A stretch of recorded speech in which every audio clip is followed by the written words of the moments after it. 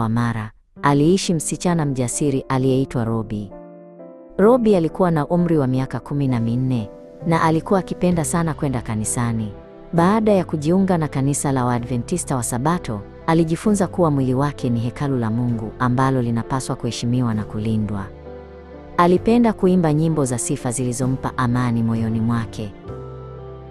Siku moja, baba yake, Mzee Chacha, alimuita Robi na kumwambia kuwa wakati wa sherehe za kimila umewadia.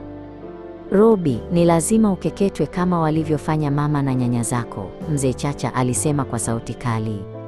Robi alihisi moyo wake ukidunda kwa kasi. Alijua madhara ya ukeketaji, maumivu makali, matatizo ya afya na wakati mwingine hata kifo. Robi alimwangalia baba yake kwa upole lakini kwa ujasiri.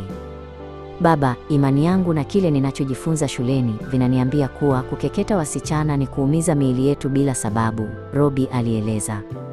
Mama yake, Mama Boke, alisimama karibu akisikiliza kwa hofu. Alitaka kumlinda binti yake, lakini aliogopa kuvunja mila za kale zilizokuwa zimeota mizizi kijijini hapo. Mzee Chacha alikasirika sana na kumwambia Robi kuwa ikiwa hatatii, basi yeye si binti yake tena. Ikiwa unakataa mila zetu, huna nafasi kwenye meza yangu, alisema kwa ghadhabu. Familia yake iliamua kumtenga, hawakumshirikisha kwenye chakula wala kumsemesha. Robi alijikuta akiwa mgeni ndani ya nyumba yake mwenyewe, akihisi upweke mwingi. Usiku mmoja, huku nyota zikiangaza angani, Robi aliamua kuwa lazima atafute usalama.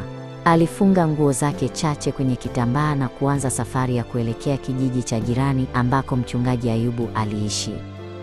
Alijua kuwa kukeketwa kungemletea madhara ya kudumu mwilini mwake na kuzuia ndoto zake za kuwa mwalimu hapo baadaye. Alipofika nyumbani kwa mchungaji Ayubu, Robi alikuwa amechoka na mwenye hofu. Aligonga mlango kwa upole.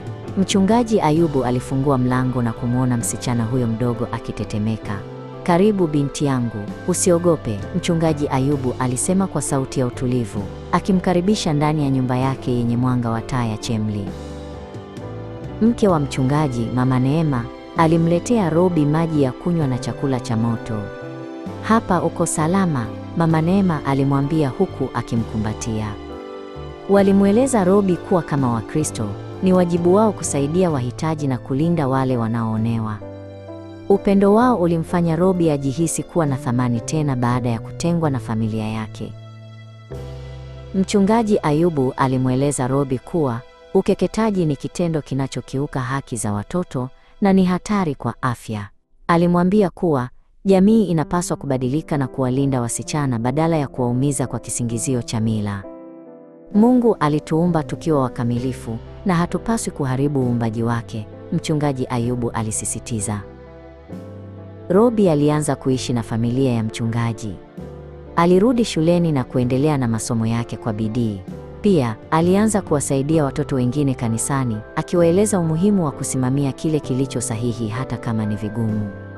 Alijenga urafiki mpya na msichana mwingine aitwaye Ghati, ambaye pia alikuwa amekimbia ukeketaji.